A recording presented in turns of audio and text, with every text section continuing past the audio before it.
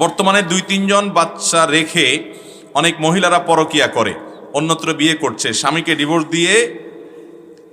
দিয়ে বা নিয়ে।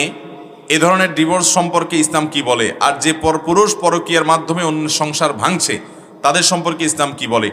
এই ধরনের পরকিয়া বিয়েগুলো ইসলামে কতটুকু জায়েজ? যদিও মহিলারা বলে তারা স্বামীর সাথে সুখী না, তাই পরকিয়ার মাধ্যমে অন্যত্র বিয়ে করে। পরকিয়ার মতো এই জঘন্য ব্যাধি থেকে কিভাবে বাঁচা যায়? দেখুন, এটা দৃষ্টিভঙ্গিগত সমস্যা। একজন মুসলমানের দর্শন হবে, দৃষ্টিভঙ্গি হবে, দুনিয়াটা আমার স্থায়ী জায়গা না, এখানে চিরসুখী হওয়ার জায়গা না। আমার স্বামী, আমার স্ত্রী, তার সাথে আমার চিরসুখ হবে এবং সবকিছু বেটে বলে হবে, এটা জীবনেও আশা করা এটা বোকামি। যদি তিনি অমানুষ হন, তো ফেরাউনের স্ত্রী আসিয়া ফেরাউনের মতো অমানুষের ঘর করেছে। নিষ্পেষণ, নির্যাতন, জুলুম কাকে বলে, কত প্রকার কি কি, সেই জুলুম করে তাকে দুনিয়া থেকে বিদায় করে ছেড়েছে, হত্যা করে ছেড়েছে নিজের স্বামী ফেরাউন আসিয়াকে। আপনি তো তার চেয়ে বেশি নির্যাতিত না। আল্লাহ তাআলা কোরআনে কারিমে এরকম দুজন নারীর দৃষ্টান্ত দিয়েছেন। একজন হলেন ইমরাতে ইমরানের দৃষ্টান্ত, একজন হলেন ইমরানের মেয়ের দৃষ্টান্ত, মারিয়ামের দৃষ্টান্ত একজন, আরেকজন হলেন এই আসিয়ার কথা, ফেরাউনের স্ত্রী। মুসলিম মেয়েরা তাদের কথা চিন্তা করবে। এখনকার বেশিরভাগ সংসারগুলোতে অশান্তির মূল কারণ হলো শুকরিয়া নাই, যে আমি এখানে সুখী না। আপনি এখানে সুখী না বুঝলাম, আরেক জায়গায় গিয়ে সুখী হবেন আপনারা গ্যারান্টি কে দিছে?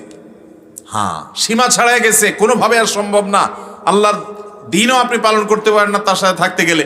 তাহলে সেক্ষেত্রে মুরব্বীদের সাথে পরামর্শ করেন, ওলামাদের সাথে পরামর্শ করেন, তারপরে সিদ্ধান্ত নেন, হুটহাট করেন না। কিন্তু পরকীয়া কোনো অবস্থাতে জায়েজ হতে পারে? শুধু নাজায়েজ আর হারামই না, পরকীয়া হলো ইসলামে এত জঘন্য অপরাধ। ইসলামী শরীয়তের দণ্ডবিধি এবং শাস্তির যত বিধিবিধান আছে, এর মধ্যে সবচেয়ে জঘন্য, সবচেয়ে কঠোর শাস্তি দেওয়া হয় এই পরকীয়া যারা করে তাদেরকে। কারণ বিবাহিত মানুষ জেনা করলে তার যে শাস্তি, এত নির্মম শাস্তি ইসলামে অন্য কোনো অপরাধ করলেও দেওয়ার কথা বলা হয় না। তাহলে বোঝা যায় এটা কত ডেঞ্জারাস এবং ভয়াবহ বিষয়। এই জন্য ভাইরা আমার, বিবাহিত মানুষ অন্য বিবাহিত পুরুষ বিবাহিত নারীর সাথে যদি কোনো অবৈধ সম্পর্কে লিপ্ত হয়, এরপর সেখান থেকে চলে যায়, অনেক সময় মেয়েরা ডিভোর্স দিয়ে দেয়। এত সহজ না ডিভোর্স। মেয়ে ডিভোর্স দিলেই ডিভোর্স হয়ে যাবে না।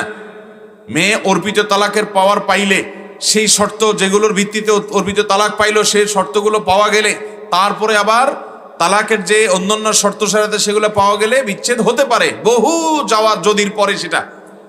অতএব কোনো স্বামীর সাথে আপনার বনিবনা হচ্ছে না, আরেক পুরুষের হাত ধরে চলে গেলেন আর কাজী অফিসে গিয়ে একটা ডিভোর্স লেটার পাঠিয়ে দিলেন, এত সহজ না। পরবর্তী সম্পর্কটা জেনা হবে এবং হারাম হবে। একই কথা পুরুষের জন্য প্রযোজ্য, যে আপনি কোনো মেয়ের, কোনো মহিলার সাথে আপনি বিবাহ বন্ধনে আবদ্ধ আছেন, আরেক মহিলার সাথে হারাম সম্পর্ক করলেন, আল্লাহর জমিনের সবচেয়ে কঠিন শাস্তি এটার জন্য হবে। আল্লাহ তাআলা আমাদেরকে ভয়াবহ অপরাধ থেকে বেঁচে থাকার তৌফিক দান করুন।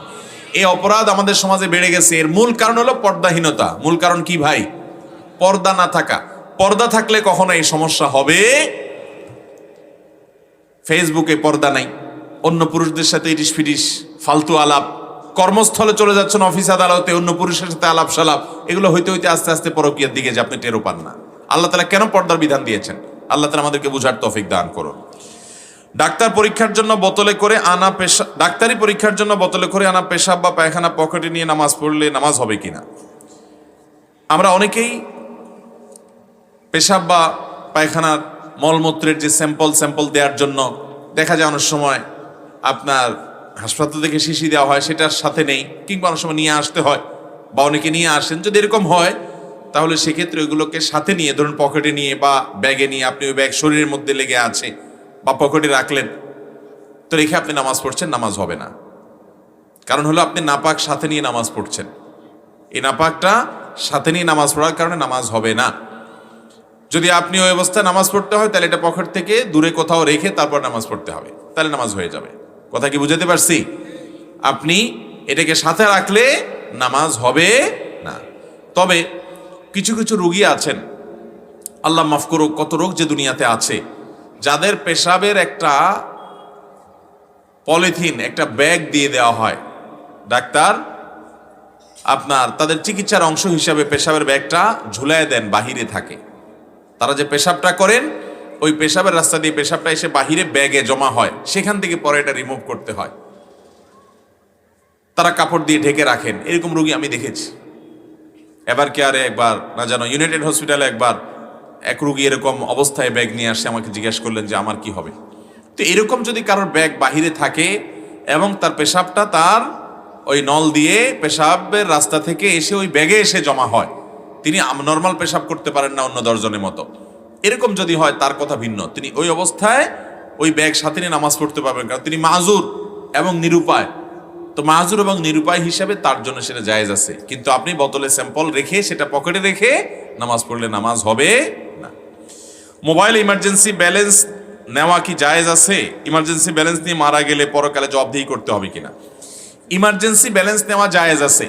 অনেকে এটা নিয়ে একটা বিভ্রান্তিতে আছেন যে মোবাইলে বিভিন্ন কোম্পানি অফার করে, আপনার মোবাইলের টাকা শেষ তাহলে ইমার্জেন্সি ব্যালেন্স নেন। ইমার্জেন্সি ব্যালেন্স নিলে সেই ইমার্জেন্সি ব্যালেন্সের টাকা যখন আপনি নতুন রিচার্জ করেন, কোম্পানি একটু বেশি টাকা কাটে, ঠিক না বেঠিক? এই যে আপনি নিলেন 10 টাকা ইমার্জেন্সি ব্যালেন্স, কোম্পানি কাটলো 12 টাকা, 2 টাকা বেশি কাটলো, এটা সুদ হবে কিনা? উত্তর হলো না, এটা সুদ হবে না, এটা জায়েজ আছে। সুদের যে সংজ্ঞা সেটা এখানে খাটে না। আপনি নগদ টাকার বিনিময়ে টাকা দিলেন, লোন নিলেন, আবার দেওয়ার সময় বাড়ায় দিলেন, শর্তই ছিল সেরকম, সেটা আর এটা এক না।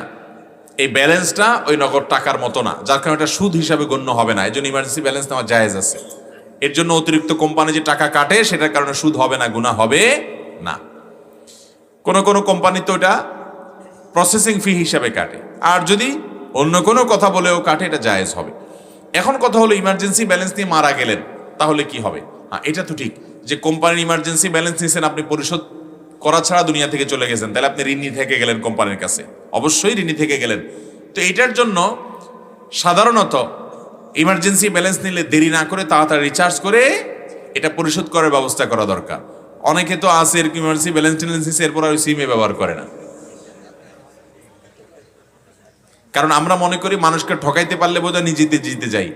মনে রাখবেন, পৃথিবীতে কেউ কাউকে ঠগায়া নিজে কখনো জিততে পারে না। যে ঠগায় সে নিজেই হারে।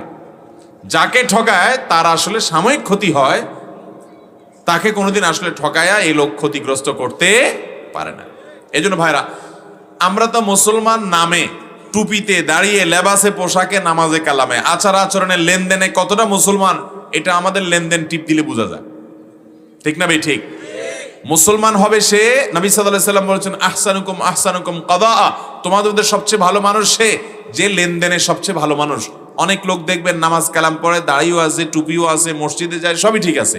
উনি দোকানে, বাজারে যে দোকান থেকে বাকি খাইছেন, যেই দোকান থেকে বাকি খাইছেন, পরবর্তী সদাই আর ওই দোকান থেকে করে না, এমনকি ওই দোকানের সামনে দিয়ে আর হাঁটেও না, অন্য দোকান থেকে যায় নগদ খায়। আছে না নাই? এই লোক কখনো ভালো মুসলমান হতে পারে? নামাজ এতগুলা পড়লেন, তাসবিহ এতগুলা জপলেন, কোরআন তেলাওয়াত কতগুলা করলেন, জিকির আজকার কতগুলা করলেন, এর নাম ভালো মুসলমান না? আপনি ফরজ আমলগুলা করেন, নফল করতে পারলে ভালো, না করতে পারলে অসুবিধা নাই, লেনদেনটা ঠিকঠাক রাখেন, কারোর হক মারবেন না, 2 নম্বরই করবেন না, চিটারি বাটপারি করবেন না, এ হলে এ ক্লাসের মুসলমান। আল্লাহ তাআলা আমাদেরকে এ ক্লাসের মুসলমান হওয়ার তৌফিক দান করুন। অতএব মোবাইল ইমার্জেন্সি ব্যালেন্স দিয়েছেন, দেরি করবেন না, দ্রুততার সাথে রিচার্জ করে ফেলেন যাতে এটা পরিশোধ হয়ে যায়।